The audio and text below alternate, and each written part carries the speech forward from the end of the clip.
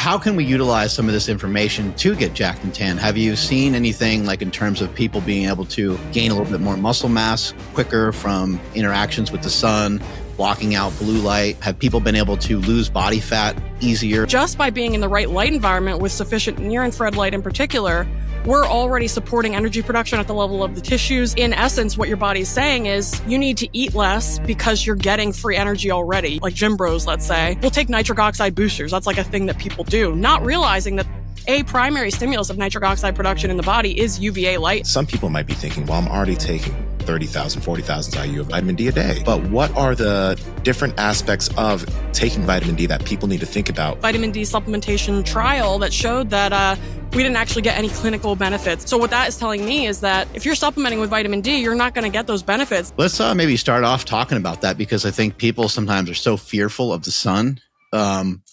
What level does a UV index need to get to for people that are really fair-skinned for them to sort of maybe have some concern over? Well, this is highly dependent. I mean, I know you had Jack Cruz on. If you have that solar callus built where you've kind of gotten that graded sun exposure over time and built up your melanin, you can tolerate way more intense sun. Like I have friends who are Fitzpatrick 1, very fair, who built up their solar callus, can go to the Dominican Republic and not get burned.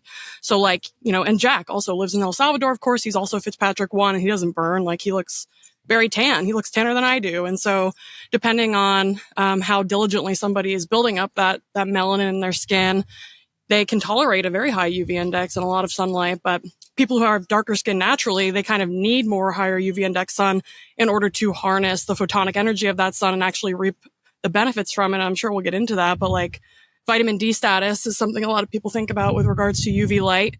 And the more melanin you have in your skin, that melanin is a sponge for light in general, for all of the electromagnetic spectrum. And so if you have more melanin in your skin, more of that UV light is going to be sponged up by that melanin. There's going to be less available to synthesize things like vitamin D and proopiomelanocortin or POMC, which I'm sure we're also going to get into. So basically, the short of it is the more melanin you have in your skin, the more sun you need in order to be healthy. Can I ask you this just for our pale listeners? Because I watched a podcast of yours and I have a friend who's very pale who has had some cancer issues in the past, right? A lot of people are scared of going out into the sun because of like their parents have told them, be careful out in the sun. They're used to wearing all the sunscreen. They're used to their health professionals telling them that, hey, going in the sun too much isn't good for you. What is the process of slowly increasing your sun exposure so you know you're staying safe and responsible? Yeah, I mean, so if we think about the literature, I'm getting a little bit of an echo. I don't know where that's from, though, but it sounds okay right now. If we look at the literature around skin cancers, in particular melanoma, which is the most lethal of the skin cancers, it's actually really interesting, and nobody talks about this in the mainstream narrative, but chronic, regular, daily sun exposure is associated with lower incidence of melanoma severity and also just total incidence. So if you're getting sun every day and you're, again, not going out and blasting yourself, because if we think about and contrast that with intermittent sun exposure, which would be like you work an office job and then you go on vacation to the tropics and blast yourself for a few days and get fried, that's intermittent sun exposure. That's associated with melanoma incidence and severity. Regular daily chronic sun exposure is not. It actually has an inverse association with melanoma incidence severity, meaning that you're protected against melanoma if you're getting regular sun exposure.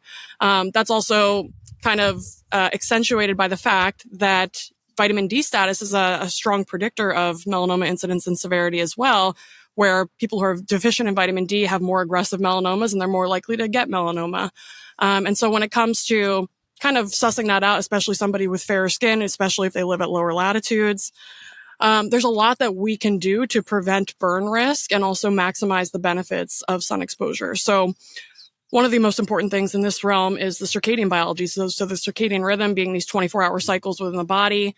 The skin has clocks in it, in the same way that like our brain does. And that master clock in the brain, the suprachiasmatic nucleus or the SCN, which is set by the blue light in our environment. We're supposed to be getting that from the sun. Midday sun's about 25% blue light, about 50% red and infrared light. That'll become more important why that's important in a little bit. But if we're getting that blue light from the sun, we're telling our bodies and our brains that it's middle of the day.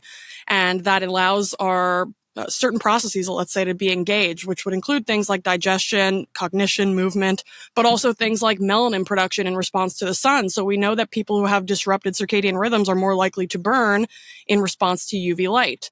And that should make perfect sense, because if your body, thinks it's daytime at inappropriate times of day, like in the evening, for example, then those clocks within the skin are becoming dysregulated because they can't actually tell what time of day it is. If you have a healthy circadian rhythm and you're only getting that blue light from during the day, ideally from sun exposure, and getting darkness at night and blocking blue light at night, then your skin is able to get into a rhythm that's in sync. It's synchronized with the rest of the cells in the body. And now when you go out in the sun middle of the day, your skin can actually mount a melanation response. It can make new melanin more easily than somebody who blasts themselves with artificial light at night that's highly enriched in blue light. Blue light just by itself as is in the artificial form from our device screens, our LED bulbs, our fluorescent bulbs, already has an impact even independent of the circadian rhythm on melanin production as well, because this blue light actually impairs mitochondrial function in the skin, the eyes, and proximal brain regions. Because blue light is short wavelength, it can't penetrate too deeply, so it's not necessarily directly harming mitochondria deeper in our bodies, but in the surfaces of our body that are directly exposed to that blue light, they do become impaired mitochondrially speaking. And because mitochondria are required to make new melanin, that is setting you up to also be more likely to burn in response to the sun. Diet also plays an important role, and I'm sure you guys have talked about in the podcast before, like omega-6 to omega-3 ratios, seed oils, like over-consuming omega-6s, how it can foment inflammation, especially in the absence of sufficient omega-3s. So this is actually a topic that I want to look at in my future light lab, but I think I've had, just so many people, dozens and dozens of clients and students and people reaching out to me saying like, hey, I cleaned up my diet and I stopped burning. That's like a story I just hear so often that like, we just need to do the studies on it. It wouldn't really be that difficult at all. And we could very easily look at the actual cell membrane composition of skin before a dietary intervention, let's say processed food diet, versus after, and eating more whole foods, even more saturated fats and animal fats versus like processed seed oils, for example, because the skin turns over so quickly. It's this sacrificial layer that's meant to interface with the environment, and it can basically slough off and it can renew. And that means that the fats that you're consuming through your diet are directly impacting the fatty acid composition of those cell membranes. So it's no surprise to me that your diet and the fats in your diet in particular would have an impact on your propensity to burn. In addition to that, one other important thing that a lot of people do that, a lot of people also don't know about is that if you're blocking UV light into your eyes, wearing sunglasses, prescription lenses, or UV blocking contacts, then you're actually missing a part of the response that will help you to make melanin in response to UV light. So I mentioned POMC earlier. We can just kind of dive into it a little bit now. POMC, or proopiomelanocortin, is this complex prohormone that's synthesized in response to UVB light in the skin and also in the brain via the eyes. And so POMC gets cleaved into 10 different hormonal products. 3 of them are alpha, beta, and gamma MSH, or melanocyte stimulating hormone. As the name implies, these hormones are responsible for triggering the production of new melanin by melanocytes. So, as I just stated, if you're getting UVB light on your skin and your eyes in a coordinated response, you're going to synthesize way more POMC than if you're, let's say, wearing sunscreen and just exposing your eyes, or you're blocking UV light into your eyes and you're just exposing your skin. You want to expose both at the same time in order to maximally stimulate new melanin synthesis in the melanocytes, both on your surface, but also in deeper parts of your body, like the substantia nigra in the brain, which is defective in Parkinson's disease. Also, the locus ceruleus is another part of the brain that's enriched in melanin. There's also melanocytes within the oral mucosa, the nasal mucosa, the inner ear. So melanin is all over, and it serves really important roles. And we can talk about the biology of melanin and its importance in a little bit. But suffice to say for now that if you're blocking UV light into your eyes, and again, I don't mean like stare at the sun, I just mean getting ambient light into your eyes, then you're not going to mount a melanin response that would help to protect you from sunburning, especially if you're pale. So that's a mistake that a lot of people make, is they'll wear sunglasses while they're sunning. And then on top of that, they'll also wear sunscreen, which both of those are blocking that POMC response, which is actually going to help you make that melanin to protect you. Not only protect you actually from UV light, but also I think one of the primary roles of melanin is to allow you to harness the photonic energy of the sun. Because if we look at human photosynthesis, which, there's papers on this in the literature, we can see that when sunlight strikes melanin, it causes melanin to split water molecules into 4 free electrons, molecular hydrogen, and molecular oxygen, all of which are important for powering mitochondrial energy production. When you're eating food, you're really eating for protons and electrons. And so we have a lot of different ways, 3 different ways in particular, that we can get electrons from our environment. As I just mentioned, the one is directly through exposing the melanin on our skin to sunlight. We also get free electrons from putting our bare feet on the earth via grounding and earthing. Only 1/3 of that equation is really food. And so I really see melanin as this really crucial mechanism by which we can harness free energy from the sun without putting a single bite of food in our mouths. Yeah, 1/3 of the equation being from food is super interesting. This show is about being jacked and tan. In fact, I wrote a book years ago called Jacked and Tan. How can we utilize some of this information to get jacked and tan? Have you seen anything like in terms of people being able to maybe gain a little bit more muscle mass quicker from interactions with the sun, blocking out blue light? Have people been able to lose body fat easier? Like, what are some things that you're seeing? Yeah, great question. So I talked about the MSHs. Well, one of those, the alpha MSH, is actually really important from a body composition standpoint. So when alpha MSH interacts with the hypothalamus in the brain, it results in a decrease in appetite and an increase in resting energy expenditure. Which, if we just stop right there, like that would be a holy grail in, the weight loss space. Everybody's looking for ways to make them less hungry and burn more calories at rest without even having to pick up a weight, let's say. So the body has these natural homeostatic mechanisms in place, especially within the hypothalamus, which is this thermostat for the body, for body temperature, for appetite, for energy expenditure, etc.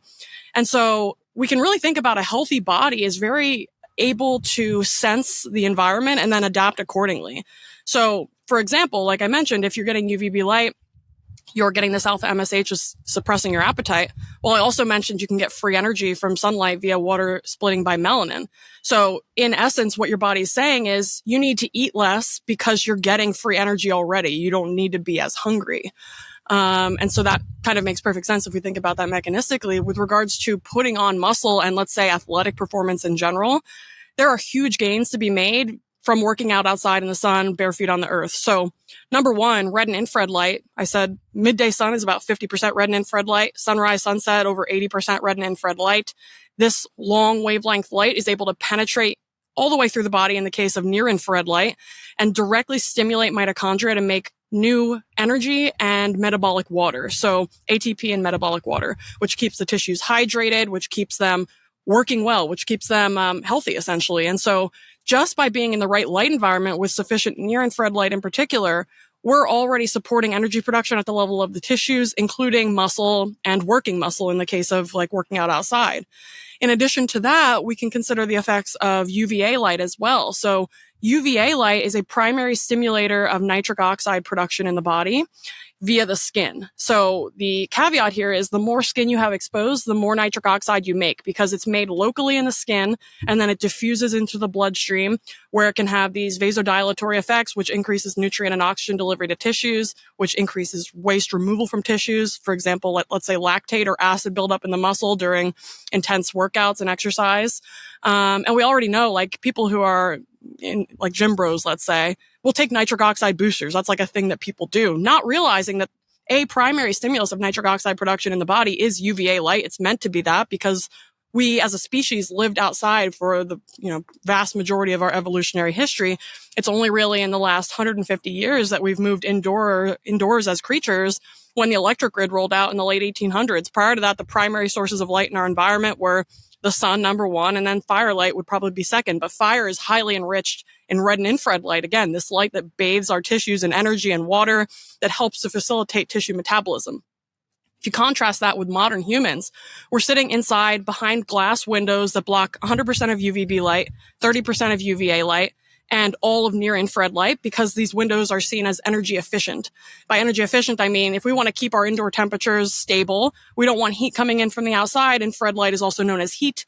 So that heat is blocked so that we can maintain lower energy costs. But the problem is energy efficiency in our technology and our devices, screens, and our light bulbs and our windows is creating an energy crisis in the human body because near-infrared light is an essential nutrient that our tissues require in order to function. If we think about the evolutionary past and the ancestral history of our species, we always were bathed in an abundance of near-infrared light. No matter what season, any time of day that the sun is up, there is an abundance of near-infrared light interacting with our mitochondria.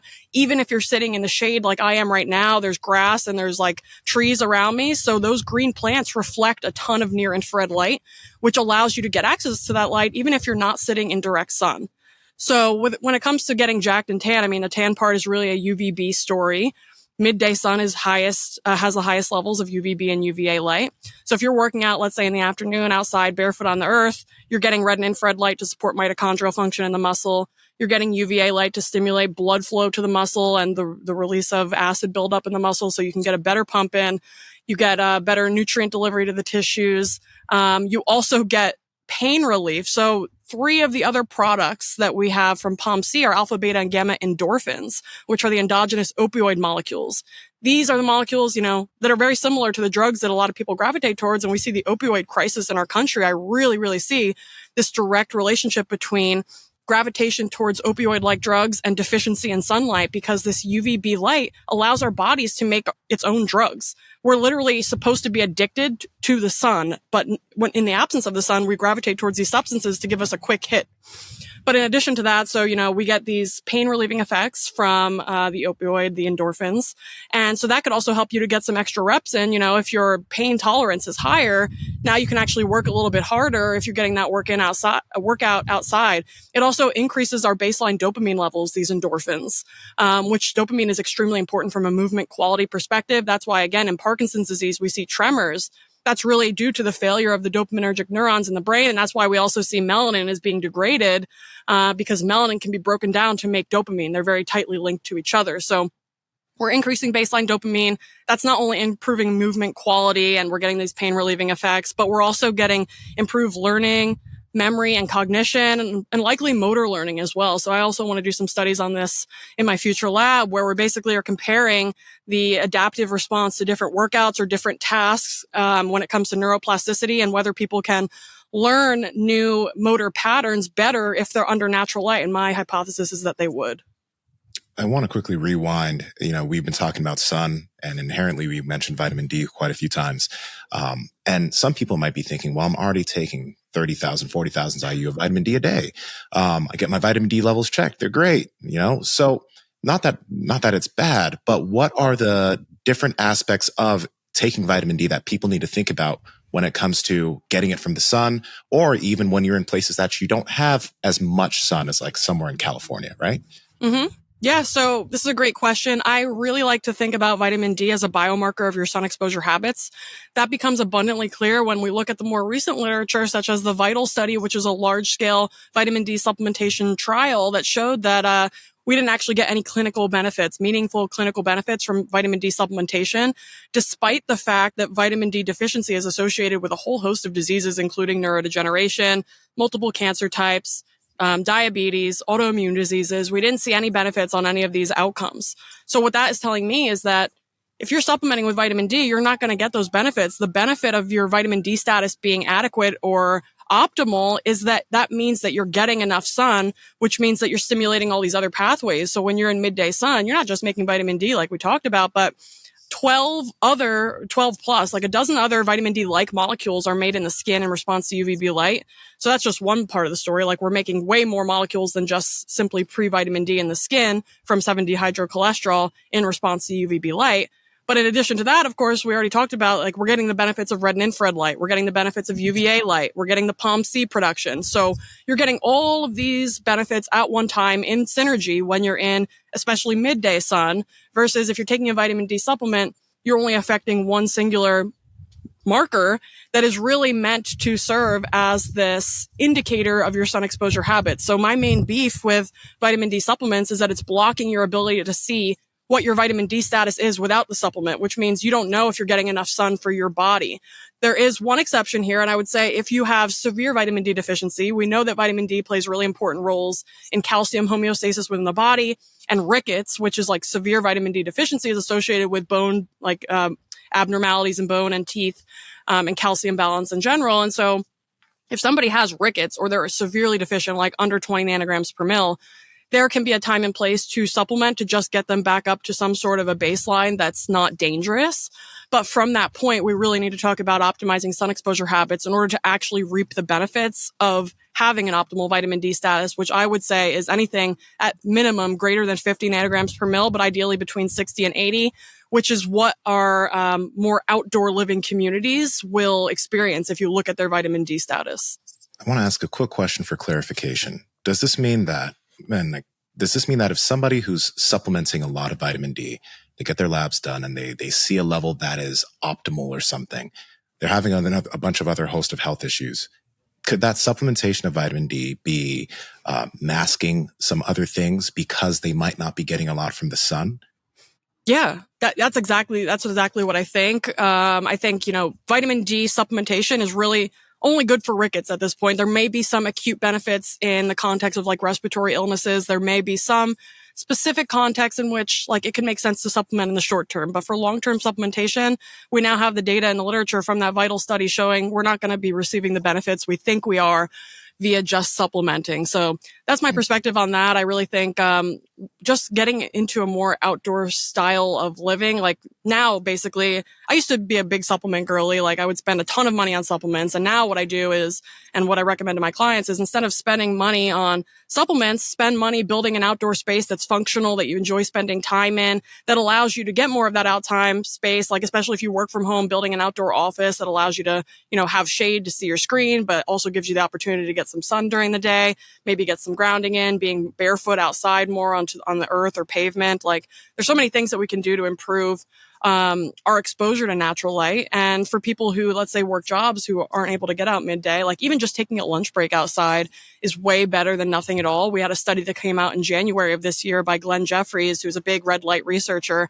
And he showed that 15 minutes of 670 nanometer deep red light exposure on the upper back resulted in a 30% lower total glucose response to an oral glucose tolerance test compared to people who did not receive the light exposure. And so my main takeaway of that is like, okay, we're getting many different wavelengths of red and infrared light from the sun, not just 670.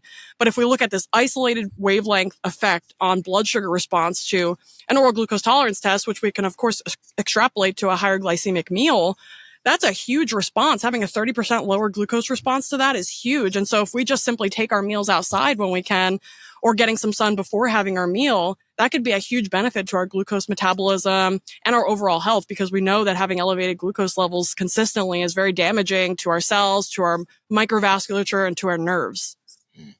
What you got over there, Andrew? Yeah, I was really curious about this because we did talk about the sun hitting the eyes when we first started talking. The blue blocking glasses are getting more popular, but the ones that Mark and Nsima are wearing are significantly less common than the ones that I'm currently wearing. And I didn't even want these. I really did not want these. I told my eye doctor, like, no, I just want straight, lenses, no added anything. And I think he maybe was like trying to give me like a discount or something. He's like, hey, I threw that in. And I'm like, shit, I didn't want it. But anyway, these are the ones that just look clear, but then when light hits, they kind of reflect a blue, like tint to them. So I have no idea what the heck they're doing, if anything.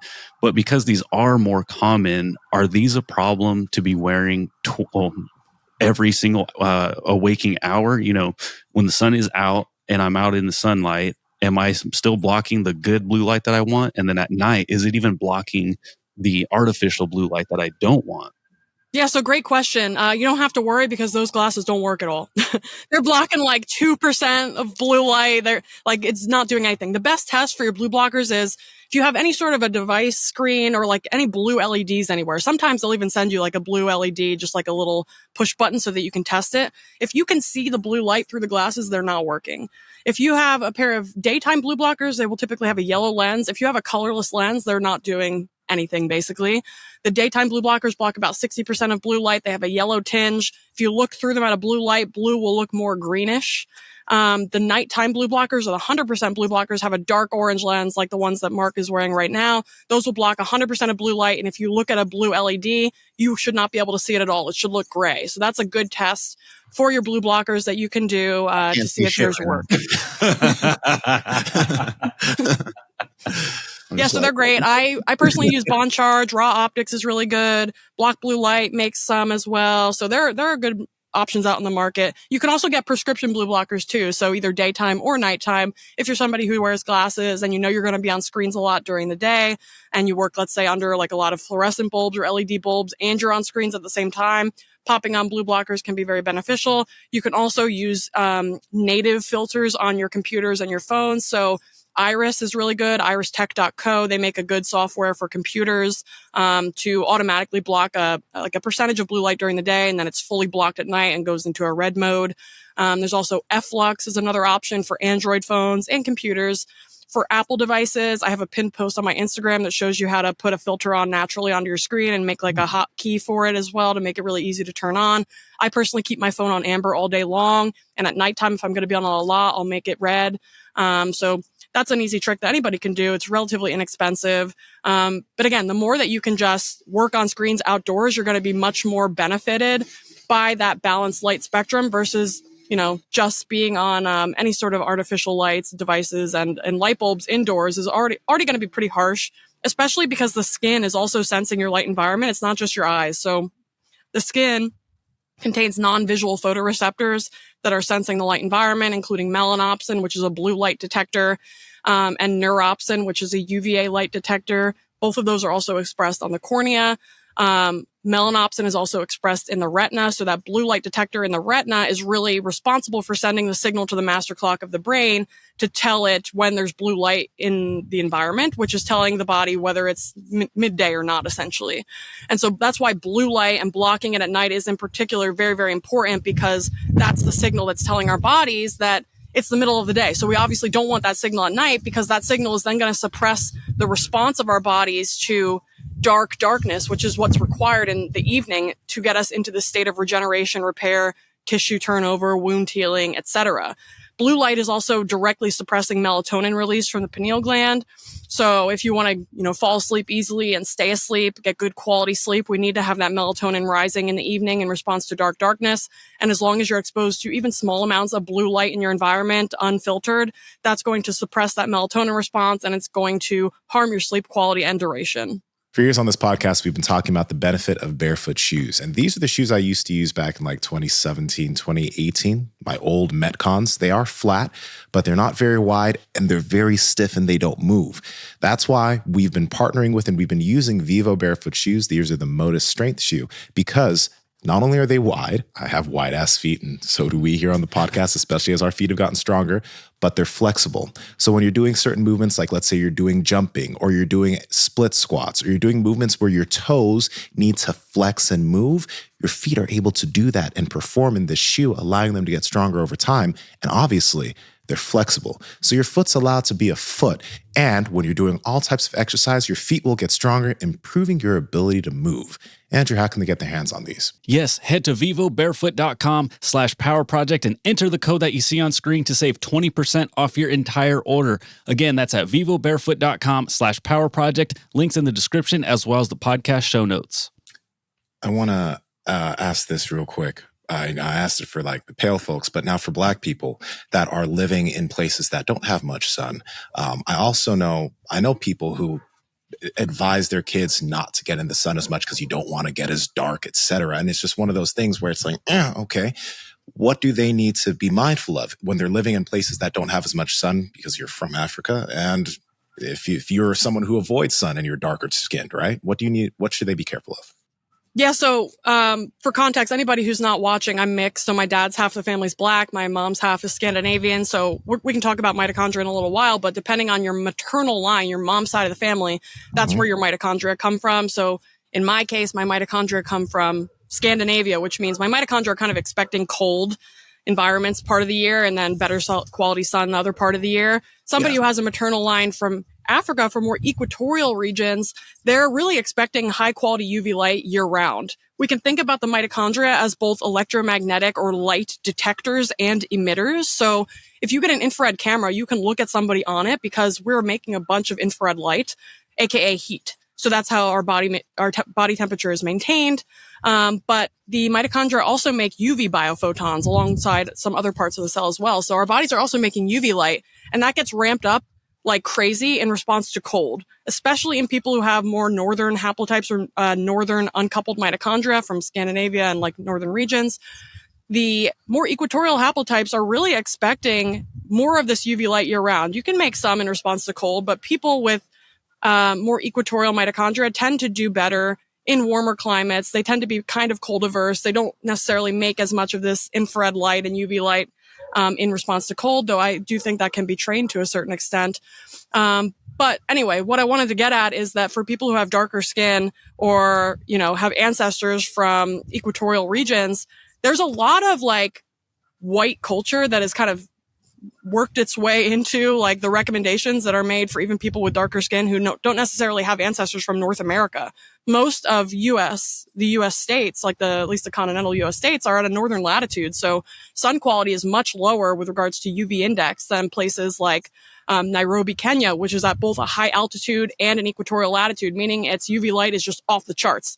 And actually, that is why if we look at the marathon runners, the top marathon runners in the world come from this region of the world because their mitochondria are so efficient. They are what's called coupled mitochondria, which means that they are much more efficient at making energy and metabolic water in response to energy demand, let's say. So like a marathon running competition.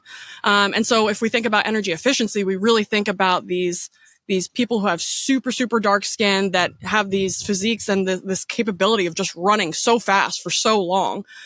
Just an incredible efficiency. And so to think that people that have a background like this need to wear sunscreen, like I literally saw a brand called like Black Girl Sunscreen and I wanted to scream.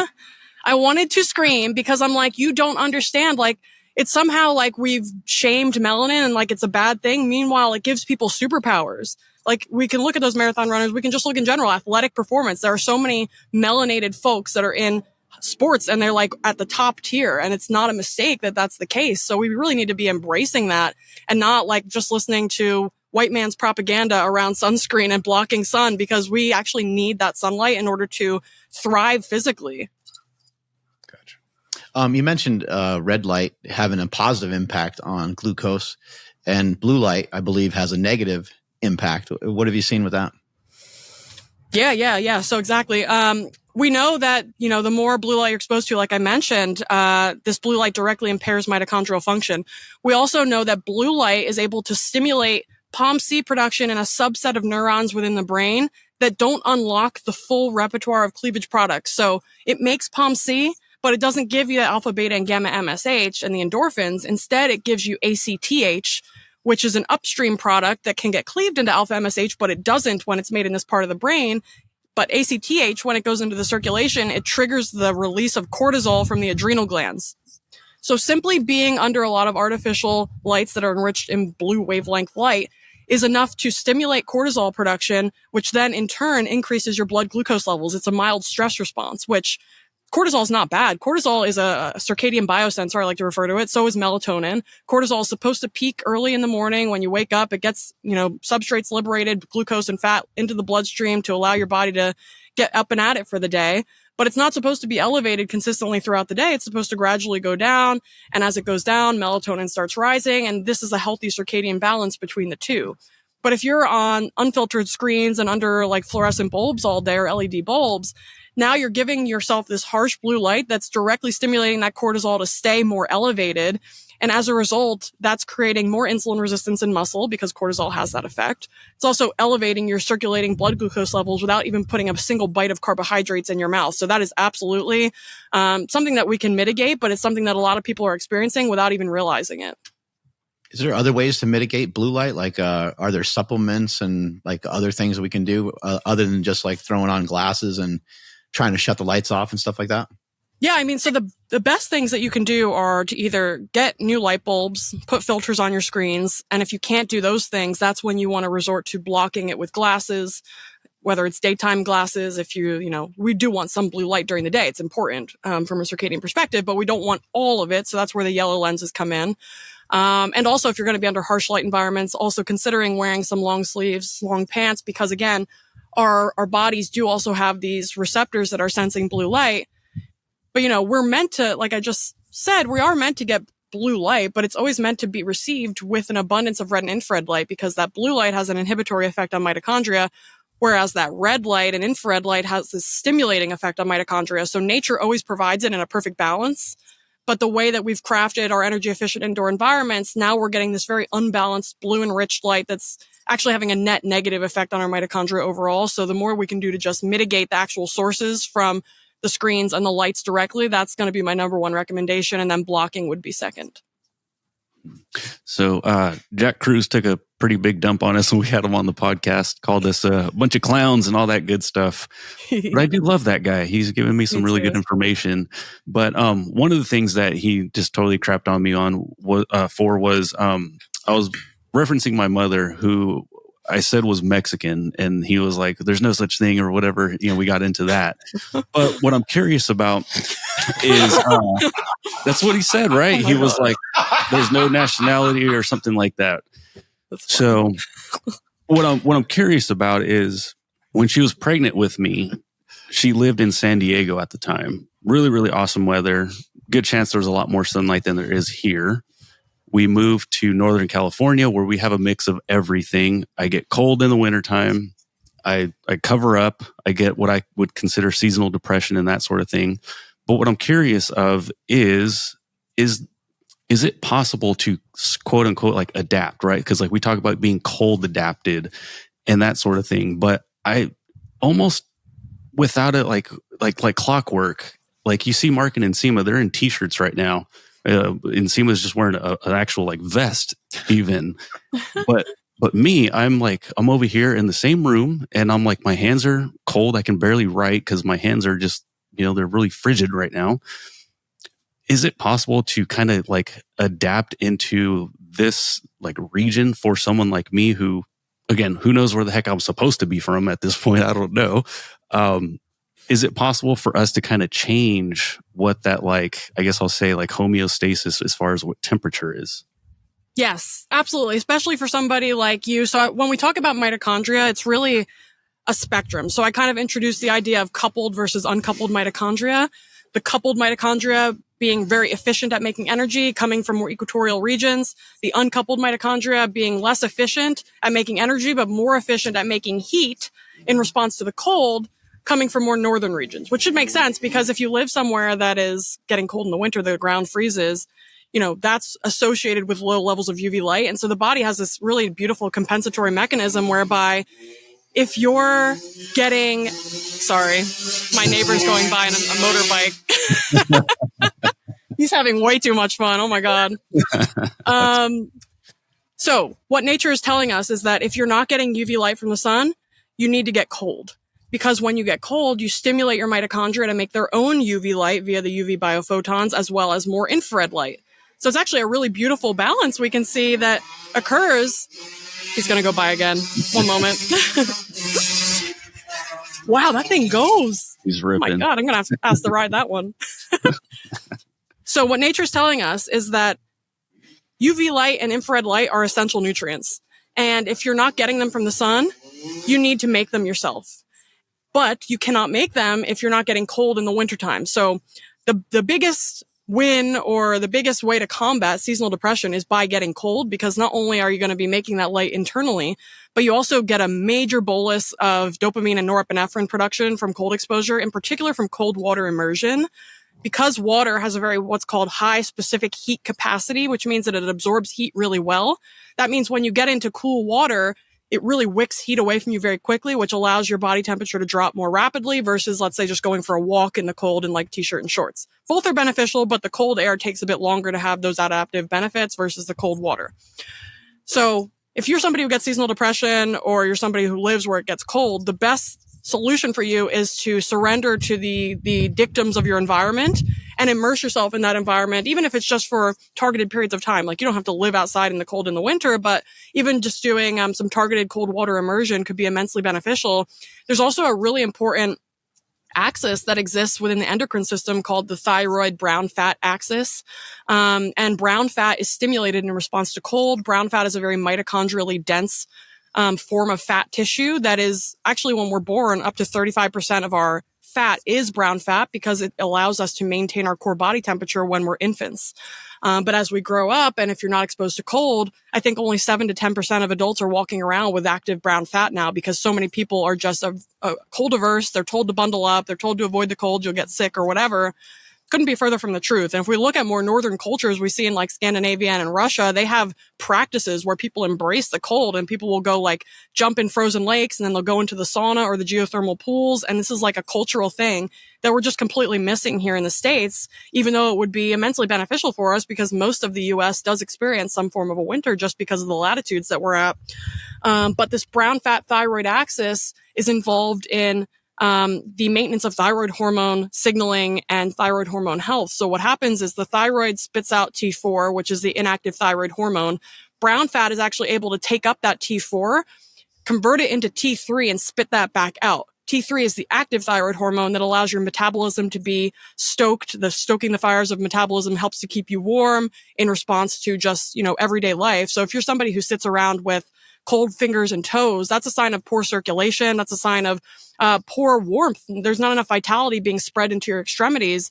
And so something I noticed, because I'm very similar to Andrew in that I always used to have cold fingers and toes, I started my cold plunging journey in August. I have a Morosco at home, and I've been doing it. Well, I did it for like every day for a month, and now I do it about every other day. I do 2 long sessions a week between 25 and 45 minutes, and then I'll do a couple 10-minute sessions at 55 degrees Fahrenheit. And now I'm somebody who walks around with warm. I feel hot at rest now. And it's like a dramatic change that I've seen in myself that also makes perfect sense with regards to this, thyroid hormone signaling, adaptation and augmentation that occurs in response to chronic cold exposure via the amplification of brown fat and also the generation of beige fat, which is when the subcutaneous fat starts to look more like brown fat because it's building more mitochondria to help make you warm. And so even people with melanated skin who come from more equatorial regions can harness the benefits of brown fat and beige fat because, all babies are basically born and they're going to be radiating more heat just because they have smaller bodies. And no matter where you are, ultimately, most places will have cold bodies of water. Even if you're somewhere more equatorial, you can tend to find something at least in the 60s, maybe even in the 50s. So I think cold water immersion is kind of like a human birthright that we can all harness to improve our health in many domains.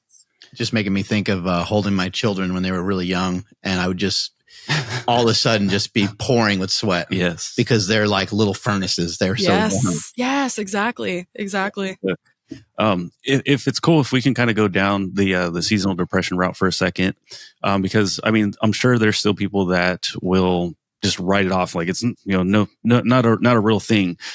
Even though like I would experience these lulls when the winter would come, I would still be like it's not a real thing. It's just you're getting in the routine of being sad because the sun's not out. But maybe I'm getting sad because the sun's not out, because when the overcasty days, the rain and all this stuff, I'm just not outside as much. Mm-hmm. So what can we do when it's cold outside, right? It's raining. I'm having to bundle up. What are ways that I can start getting some of that natural light that's probably just going to make me feel better?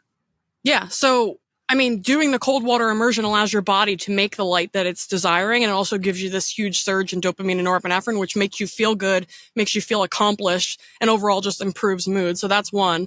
The other thing you can do is get something like a Spurdy lamp, which is like a UV light for indoor use. So they have a vitamin D light, which is about 80% UVB, 20% UVA. And they have a Fiji sun lamp, which is about 80% UVA and 20% UVB. For people who have seasonal depression, I would err more towards the vitamin D light, because you're going to get more of that UVB that will stimulate the production of the endorphins, which are these natural mood boosters, anxiolytics. They help to improve depression. They help to improve your overall outlook, dopamine status, etc. So if you want to combine, let's say, targeted cold water immersion with like a 15-minute session with the Spurdy light a day, that would be an absolute game changer when it comes to seasonal depression. And then one other thing that you should certainly look into is the fact that we need actually bright light during the day to have circadian health. So most indoor environments don't get over 1,000 lux in brightness. If you're outside on a sunny day, you can get upwards of 300,000 lux. So we're talking like orders of magnitude more light brightness in nature versus indoors. So if you can get some full spectrum bright lights for your indoor space, I think that would be also a huge win from a mood perspective, from a focus and cognition perspective, in order to boost serotonin production by the pineal gland, which is also important for later in the day because serotonin is synthesized into melatonin in the evening when the light goes down. So we actually need to have that bolus of bright light during the day to stimulate serotonin production, which makes us feel good, more connected. And then later in the day, it's going to help to improve our sleep quality. So there's a lamp by Chroma called the Sky Portal that clamps onto a desk, and it has adjustable brightness and adjustable redness. So that's something that we have indoors if I'm going to be working inside in the office. I try to open the windows to get some natural light in that way, but then I'll also have this full spectrum Sky Portal on that helps to make the environment more bright, that helps you to get in the zone more with regards to like working in an office space. And so that's what I'd say on that front. I think those are 3 things that I would recommend if somebody is either actively suffering from seasonal depression or just wants to optimize their workspace. Yeah, just really quick on the Sky Portal. They came out with a brand new one that does have a different type of like violet or cyan color. Incredible stuff. I've only been using it for about 2 or 3 weeks now, and I can already tell a huge difference at the end of my day. I actually find that I'm not like completely run down, and I kind of have a little bit more like mental energy, because I have he's about to be 4 years old, so he never gets tired. So if I'm just a little bit off my game, it's like, oh my gosh, it's going to be a struggle. So yeah, the Chroma Sky Portal is like been a game changer for me. Yeah, it's great. Also, they got a lot of feedback because we have a model from like a year ago, and they have like the adjustable redness on that one. I heard the new models, they only go to an amber tone, not red. And apparently they got a big like backlash about it. So they're putting it back to red, which I think is personally better. I prefer to have it at red at night anyways. If you're going to use it at night, it's better to have red bulbs on versus amber, just because the amber does have a little bit more brightness and cool tonedness compared to red. So I don't know if they've made that switch yet, but just for people who are in the market for it, you could probably reach out to them and ask when the red ones are coming out, or they may already be out. I'm not sure. Just a note on the Fiji lamps. I have the Spurdy lamps. The Fiji lamp and the vitamin D lamp, I think, work better when you have red light as well. And those lights will be potentially less harmful in terms of potentially burning your skin. Because the way that I do it is totally naked. And for guys, I think the both of those lights, I think, can be beneficial. So I want to give it a try. I agree. What I typically do is I'll either use my panels outside in the winter months, so I can get the natural light from the sun in combination with the UV light. So it's kind of just like supplementing back the UV light into the solar spectrum. Or if I can't go outside because it's wet out or whatever, or too cold, then I'll do it with my red light panels indoors, and I'll basically just have them both angled at me. I like to channel the vitamin D light or the Fiji Sun lamp on my abdomen, because the nerves under the skin of the abdomen and the abdomen skin and calves especially as well will synthesize more POMC per unit time. So you can kind of get more bang for your buck if you expose your abdomen and or your calves. You can do it separately or like in concurrent sessions or whatever, to the UV light to get that POMC and the endorphins and MSH benefits. So for like weight loss, body composition, for mood, cognition, then I would err on the side of the vitamin D light. I personally have both as well. So I'll use the Fiji Sun lamp on my back and then the vitamin D light on my front with the red light panel running, and then I'll like switch them. So that's what I personally do. And because I have more melanin in my skin, I'll typically do like 15 minutes in the front, 15 minutes in the back, and I don't burn. But somebody who has very fair skin may want to start with only just like 3 or 4 or 5 minutes maybe, and just kind of feel it out. You can also adjust your distance. So I do about maybe 12 to 16 inches away from the panel. Somebody who's fair skin may want to start a little bit farther away just to gauge the response. But I have super, super fair Fitzpatrick 1 clients who use it, who've worked up to doing 15 minutes as well. So you will adapt to that over time. It's just the same as like building that solar callus.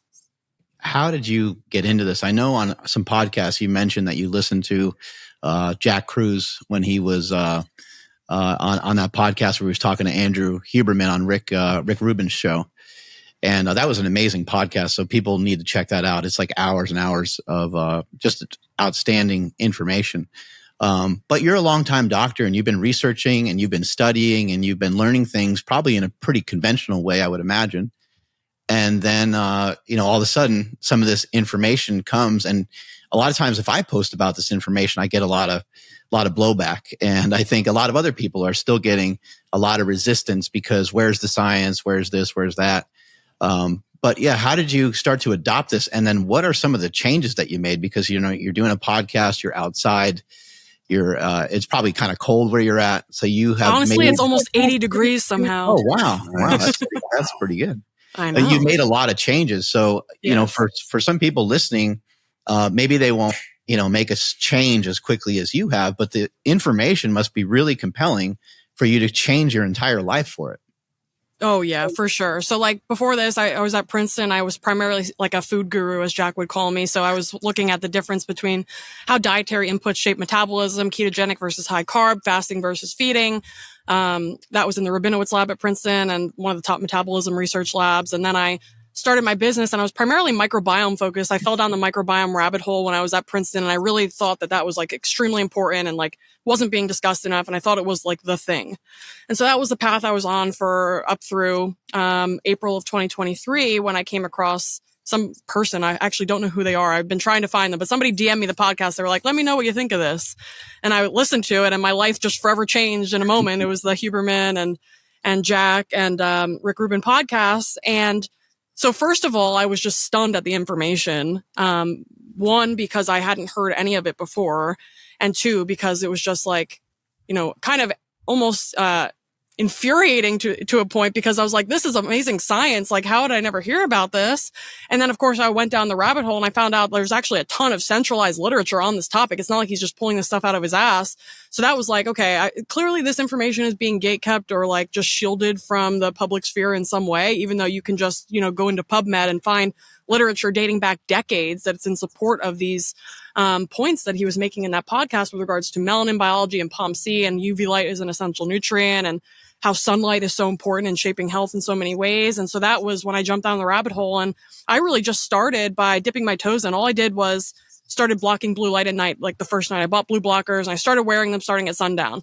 And magically, I just got tired really early. I was like, this is wild, because I was always a night owl before this. Like I would stay up until 2, 3 a.m., wake up at like 11 a.m. And so, I started doing that. 1-2 days, I started getting sleepy earlier, going to bed at like 10, waking up naturally at like 6, 7 a.m. And I was like, who am I? Like, this is crazy. Why am I being a morning person suddenly? I did not know this was even possible. Literally my entire life, I had been like a super night owl. And then I was like, wow, I think chronotypes are actually kind of BS, because if we didn't have tech, we wouldn't be staying up late because there's like, no stimulus to keep us awake. We would just naturally get sleepy. And so that was kind of just how I started, just blocking blue light at night. And then in the morning when I got up, I would go outside and get like 15, 20 minutes of natural light in my eyes. And that was just basically set into place this momentum that just made me change every aspect of my life, essentially, because I felt the proof of work immediately that like, wow, this is not only, making my sleep quality better. Prior to that, I'd been waking up in the night. I would wake up like a couple hours after going to sleep and just toss and turn and not be able to fall back asleep. I was sleeping like a rock, felt so refreshed waking up. Then during the day, I just spent more time outside. I'd always been somebody who enjoyed the sun. I wasn't ever a big sunscreen user, but I never necessarily thought of it as like essential for my health and life. And maybe for a little bit of backstory, I had been on my health journey for a while. I lost 100 pounds when I was a sophomore into junior year of high school. And I got really into like lifting weights, and my PR for deadlifting a couple years ago was like 300 something pounds. So like I've always been into, for a long time, like 13 years, I've been lifting heavy. I've been really into working out and like eating clean, eating locally, seasonally.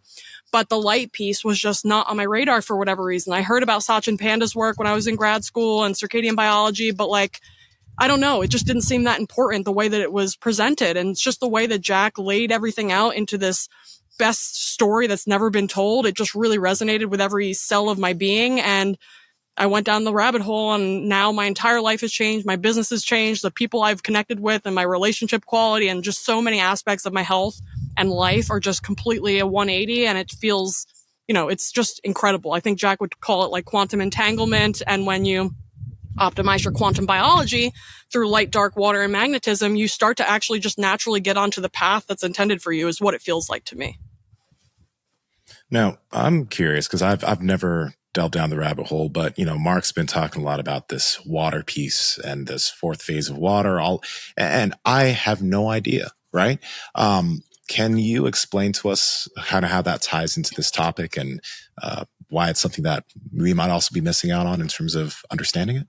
Yeah, absolutely. So we kind of laid the groundwork a little bit, because when it comes to fourth phase of water, we really need to be talking about UV and infrared light. So the primary wavelength at this point from Gerald Pollack's work, who's the guy who discovered the fourth phase of water at the University of Washington, it's also known as exclusion zone water or gel state water. Essentially what it is, it's water that has its positive and negative charge separated, and it literally has a higher viscosity, like it's more jelly-like. And it is a battery. So whenever we think about positive and negative charge being separated, that is literally how a battery works.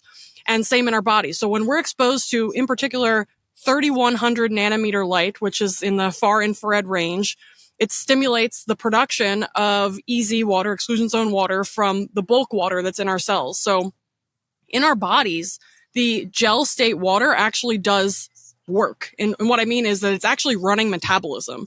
So a lot of people will think about ATP. And I remember being wholly unsatisfied in my undergrad when we learned about ATP and how it's creating free energy to run metabolism, because I was like, what is free energy? This is so nebulous. It doesn't make any sense. But then when I fell down this rabbit hole, I learned that what ATP is doing is actually, so ATP, adenosine triphosphate, there's 3 phosphate groups. One of the phosphate groups can get removed and put onto enzymes, let's say. That changes the shape of the enzyme, which allows the water to go in and actually do the work. So it's the exclusion zone water that's actually facilitating metabolism, not the ATP directly.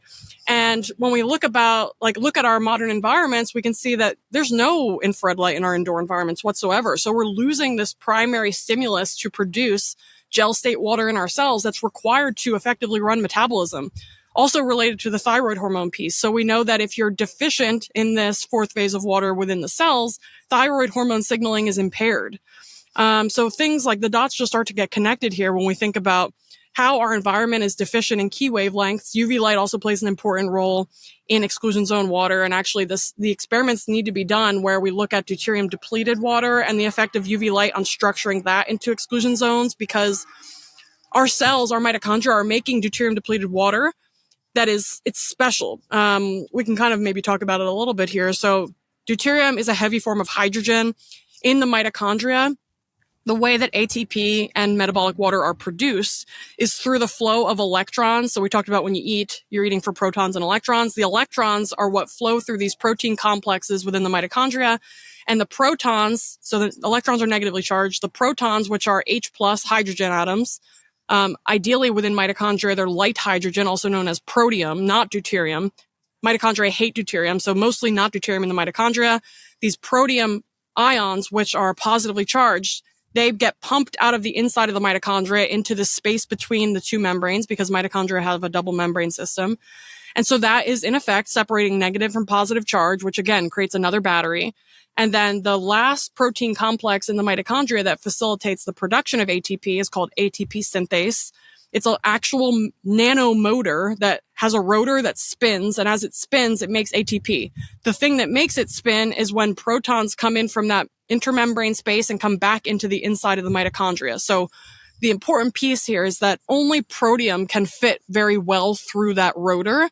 Deuterium doesn't fit. And that's why, if you've heard the word deuterium or deuterium depleted water, the notion is that, and the research suggests that the more deuterium that gets trapped within the mitochondrial compartment, the more the mitochondrial engines become more inefficient, and they can start to break down because that deuterium doesn't fit through that last piece that actually allows the water and the energy to be produced. And so if you're on a deuterium depleted water protocol, which we have literature showing in the context of diabetes and cancer, a very significant benefit to patient outcomes in these 2 populations. I think I also use it with like athletes for performance optimization. There's a lot of different contexts within which it can be used.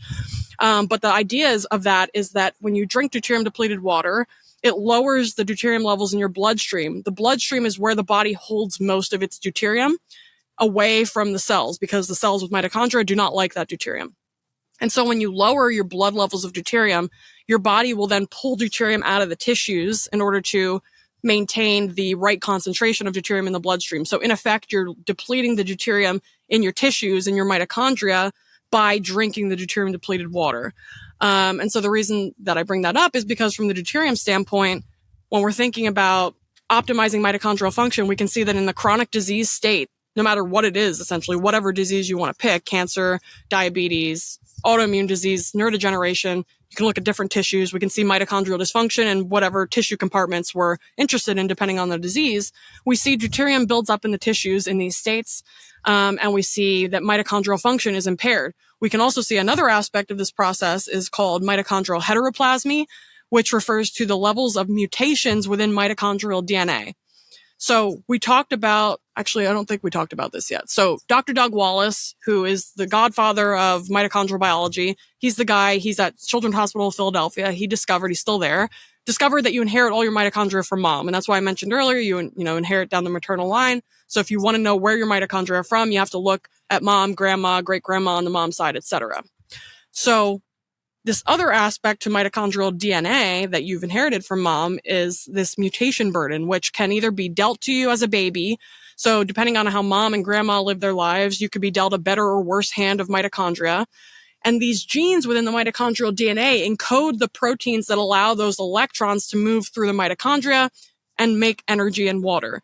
So you can imagine that if you get mutations in these genes, that process becomes less efficient. It doesn't work as well because now those proteins are being changed in their shape, let's say. And so heteroplasmy, higher levels of mutation are associated with, again, all of our chronic diseases. So we see that heteroplasmy and deuterium content of mitochondria are both linked to pick your chronic disease of choice. So, but the important thing about this is it's very actionable. And that's one of my favorite parts about mitochondrial medicine is that there's very actionable recommendations that we can give to people or we can use ourselves to help improve our state. It's not just like in the world of nuclear DNA, it's like you got this mutation, you're screwed.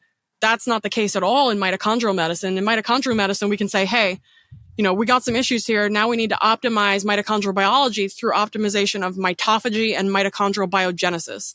Mitophagy, similar to autophagy, which is when the cellular cleanup crews come in, get rid of the garbage essentially, and can repurpose the components into new cellular parts.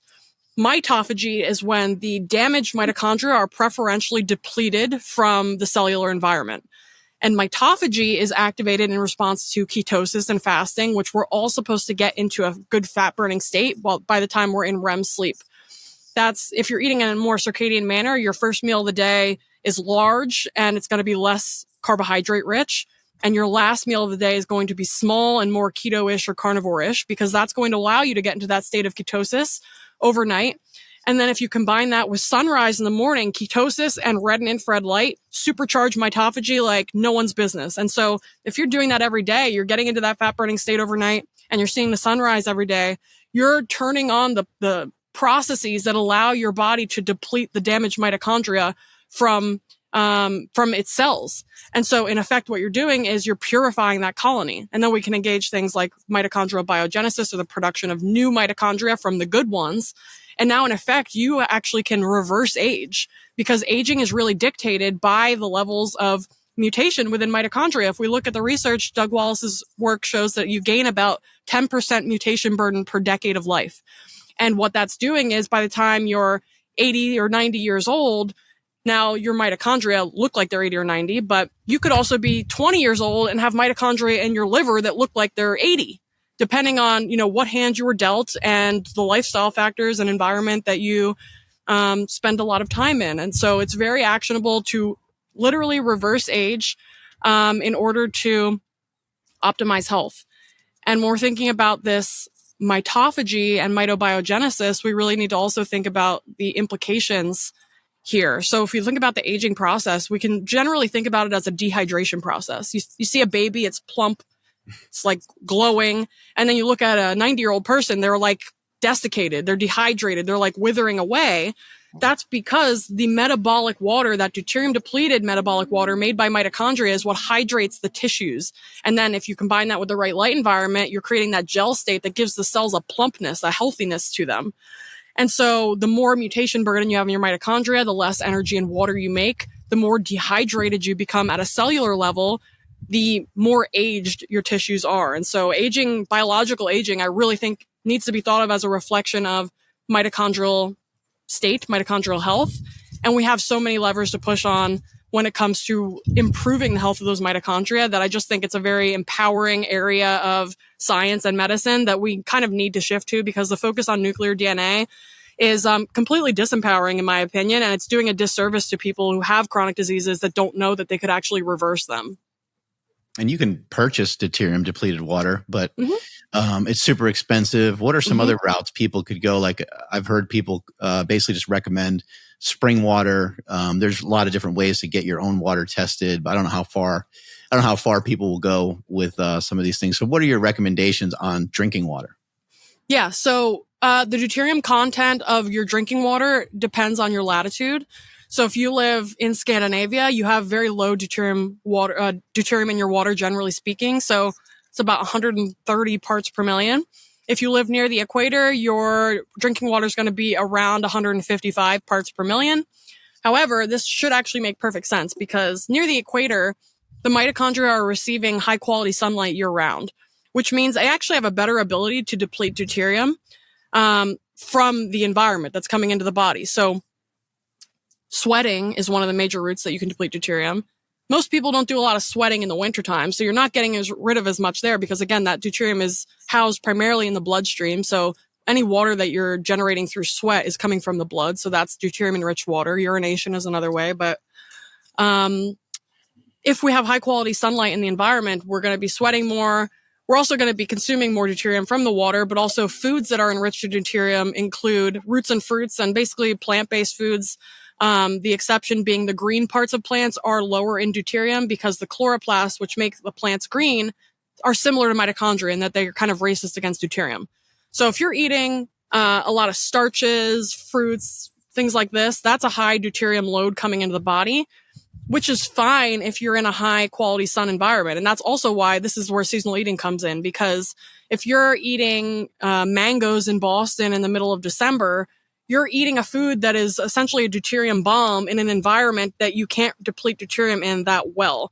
In combination with the fact that like most people's light environments are really bad to begin with, so you don't even have the ability to structure the water that's there, let alone if that water becomes more deuterium enriched and it becomes more challenging to create that fourth phase water, then, we're running into problems there. And so if you're in a high quality light environment and you live near the equator, let's say, you can grow plant foods year round. The ground doesn't freeze there. And so your body can actually handle more deuterium coming in through the diet because it's in an environment that allows it to process it more effectively and to support mitochondrial function directly through that high quality sunlight that's available. So when I think about seasonal eating, I'm really thinking about deuterium in the food. If you're eating a more animal-based diet, let's say in the wintertime, if you're somewhere where the ground freezes, that's not only going to lower your deuterium load because animal-based foods are the lowest deuterium foods, but you're also going to be supporting metabolic heat production in brown fat. We know that ketogenic style diets and low-carb diets are activating to brown fat and metabolic heat production within brown fat. So it's very synergistic when you think about eating a lower-carb diet in the winter, getting cold, and supporting mitochondrial energy and water production, but also infrared and UV biophoton production as well. So it just kind of makes perfect sense. If you're living somewhere where the ground freezes, try to eat a diet that's kind of local and seasonal to your area. With regards to plant foods, ferments are fine. Some root vegetables, probably good too. But you're not going to be eating tropical fruits. You're not going to be eating a lot of starches because they actually wouldn't be available to you outside of our global food supply chain, which I personally feel is unsustainable. And I get a real kick out of the idea that like cows are causing global warming while we're flying our foods halfway across the earth to feed people who don't, you don't need to eat tropical fruits in Boston in the winter. It's not a requirement for your life. It's just a convenience. And if that convenience is externalizing harm to the environment and to your body, then maybe it's something that we should think about letting go of a bit. I think we've just become very entitled as a species. And the worst part about that is like we're actually cutting out the foods that would help us the most, which would be the animal-based foods. You're trying to get healthier and you're probably eating chicken for every meal or the same beef cuts for every meal. And trust me, I know how good some cuts can be. You can make anything taste good. But Good Life Protein is the place that you want to go if you want to start adding some different types of meats into your rotation. They got picanha, they got chorizo sausage, which is still great on the macros because they're using Piedmontese beef. They have lobster. They have all different types of fish. They have actually a bunch of different types of chicken too. They have lamb. I'm telling you, if you give it Good Life a shot and try some of their different meats, which are still great on the macros, you'll start to appreciate the things that you can get from different meat. Don't think too hard about that one. But check out Good Life because we're sure that you're going to love the taste and the quality. And it's good for your health. Andrew, how can they get it? Yes, that's over at goodlifeproteins.com, and at checkout, enter promo code POWER to save 20% off your entire order. Or if you want to save even more, use promo code POWERPROJECT to save an additional 5% off your Build a Box. Again, goodlifeproteins.com. Link is in the description as well as the podcast show notes. What kind of water system or setup do you have? Yeah, so I use, we have a couple. So reverse osmosis, we do that, and then we'll remineralize and structure the water. You can use direct sun exposure. Sorry, motorbike. You can use direct sunlight exposure on the water to generate more of that gel state water in your drinking water. Because if you think about in nature, water is flowing through streams or it's coming from deep in the earth where it's interacted with, different minerals and whatnot. That also helps to give it some structure and mineralization.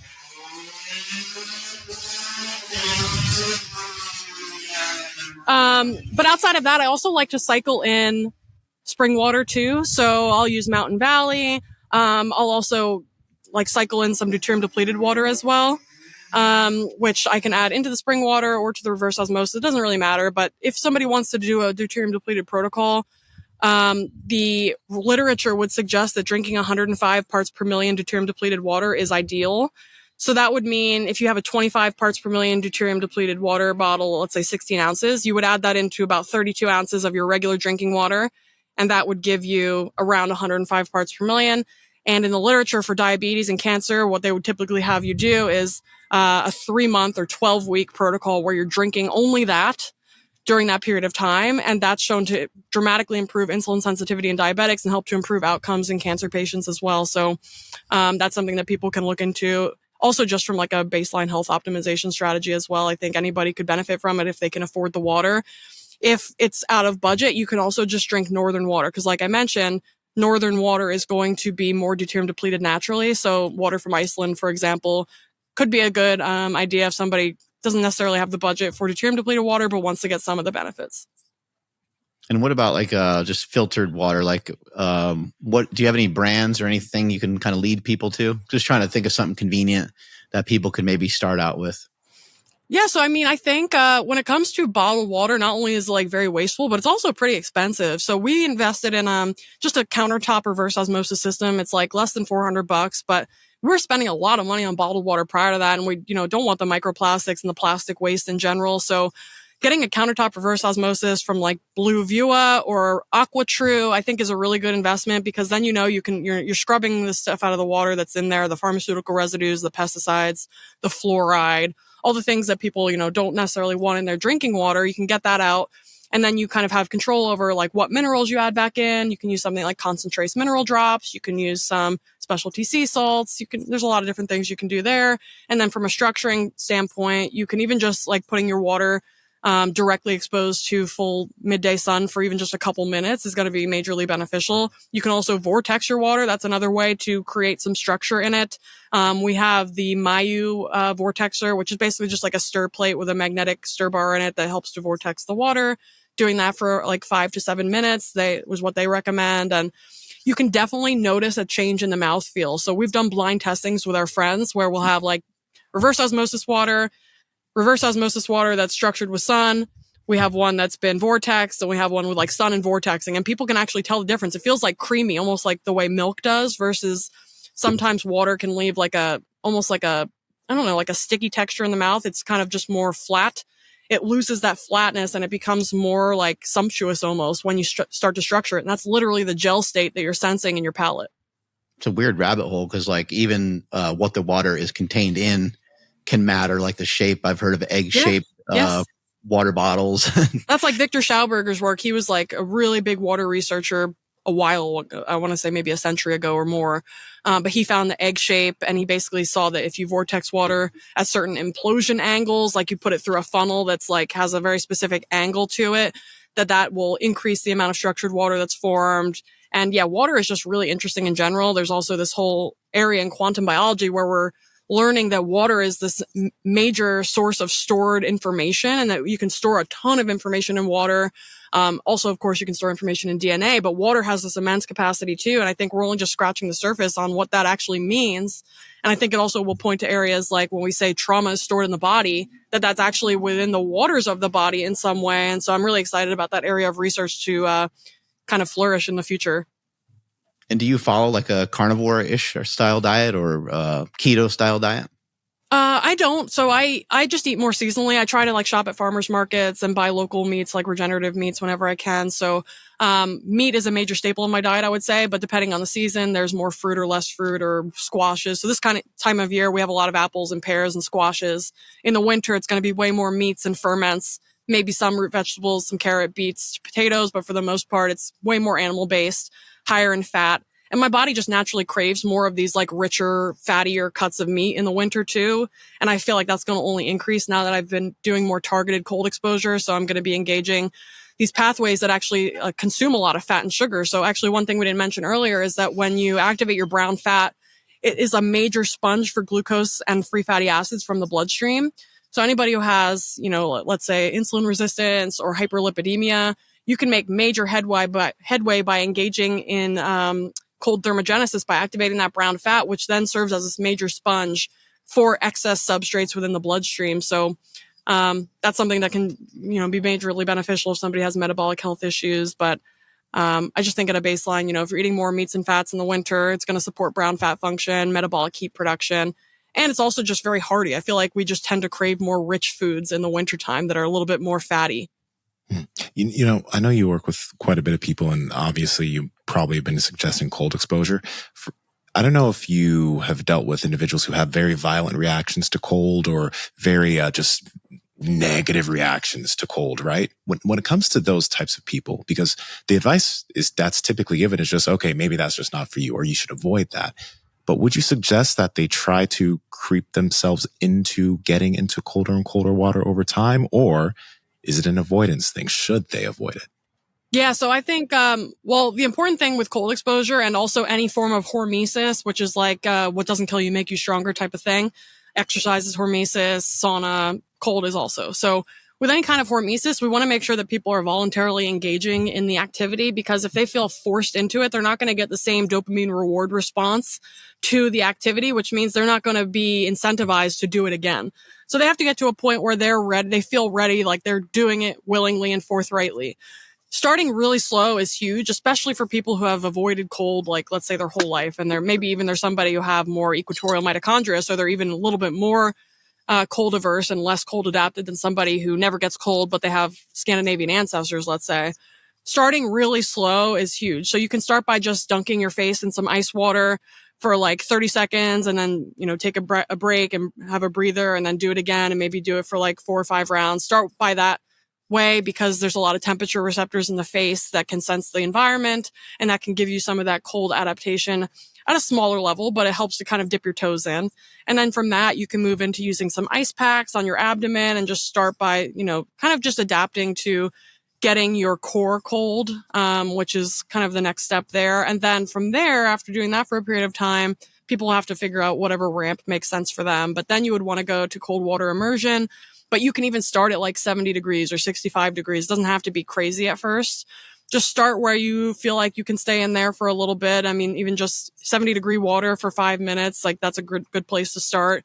And then gradually creep it down if it's possible. And the goal, as per Jack, that I also follow, is the goal will be for metabolic health and optimization of mitochondria. Between 50 and 55-degree water is ideal.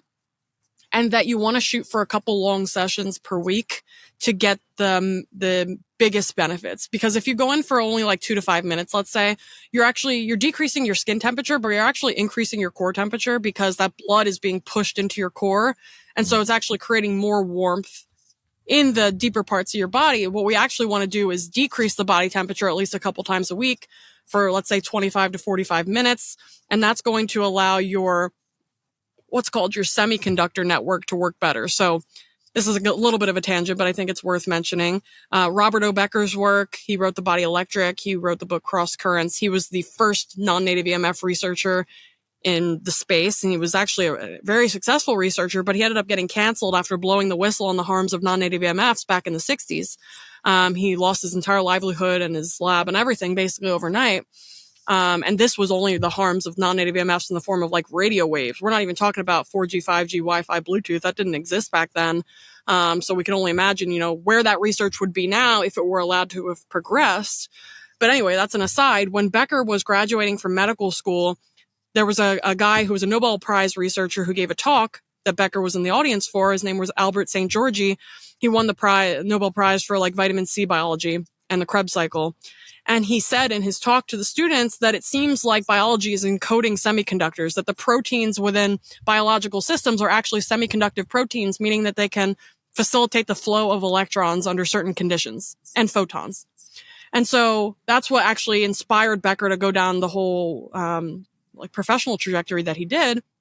But the point being is that if you look at semiconductor labs now that are involved in like our tech development, like cell phones and other things that require semiconductors in order to work, a lot of those studies will be done under low temperature conditions because semiconductors work better at low temperature conditions. And so when we think about our bodies that are full of semiconductors, including collagen and apatite and melanin, there's a lot of semiconductors in our system. If you cool the body down, that's going to allow those networks to work more efficiently at transporting photons and electrons throughout the system, through the fascial network, as well as some others as well. So that's the benefit of getting longer sessions of cold exposure a couple times a week, is that you're working on that semiconductor network.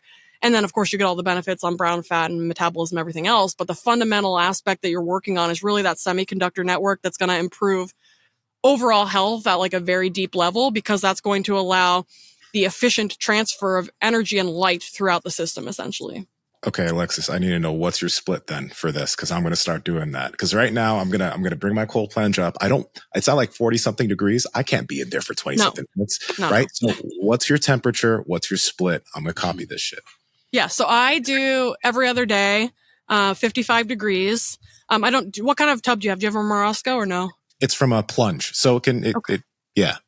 Okay, so the benefit to the Morosco, not to be the Morosco salesman, but I freaking love this thing. It's a metal tub and it's fully grounded. So in the same way that like if you have your bare feet on the earth, you get that grounding force, the free electrons, the whole Morosco tub is grounded. So the water is being grounded too, because the water is conductive. That's why like if you put a toaster in the bathtub and it's full of water, you can electrocute yourself because the water facilitates the movement of charge.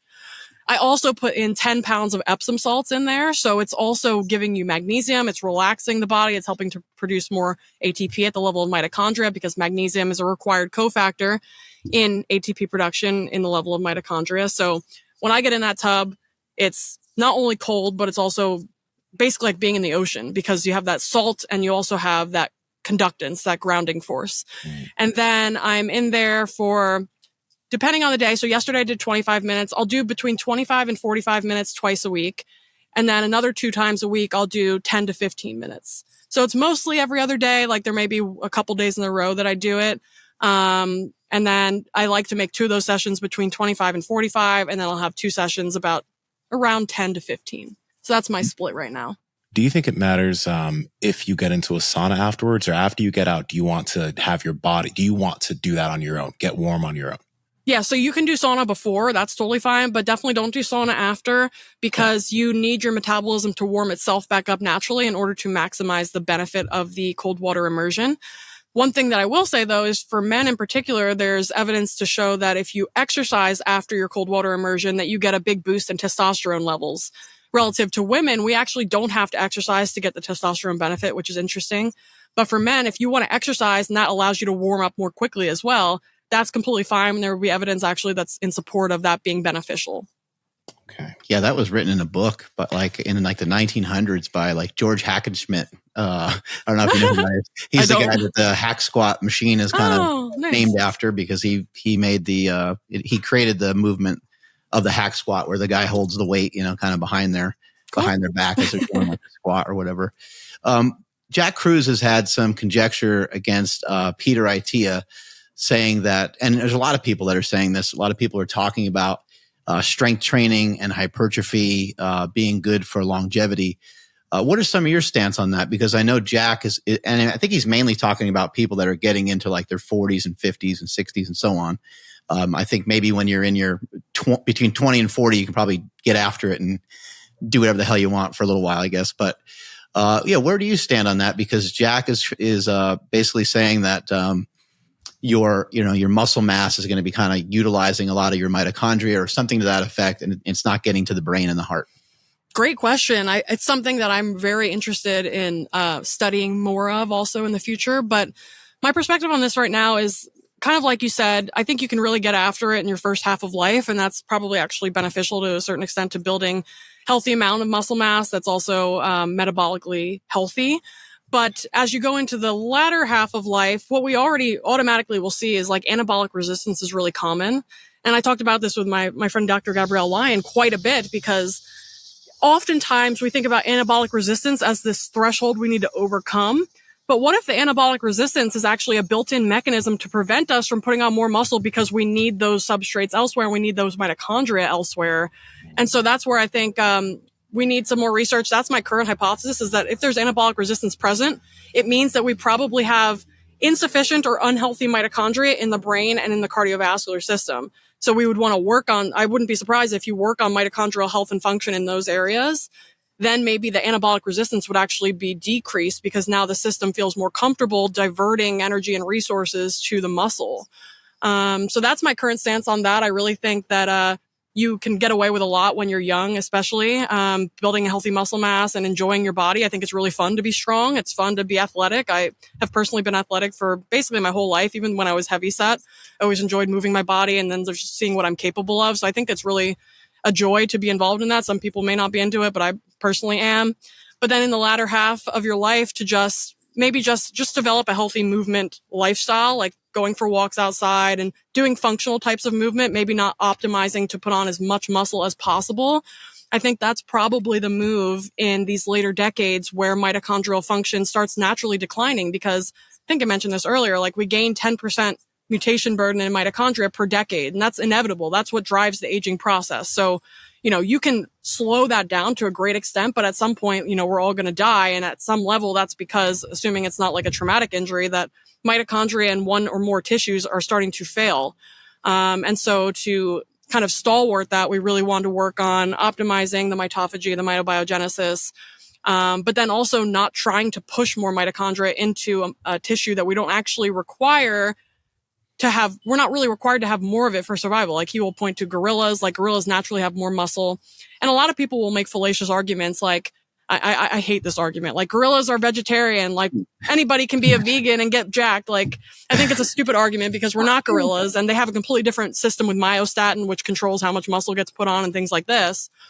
But I think it's important to think about, we don't want to necessarily just be as jacked as possible if we're like 50, 60, 70 years old. What we do want to have is like functional mobility and ability to move, ability to, play with your grandkids, or, take the groceries into the house, or be able to just do like basic squats and things like that.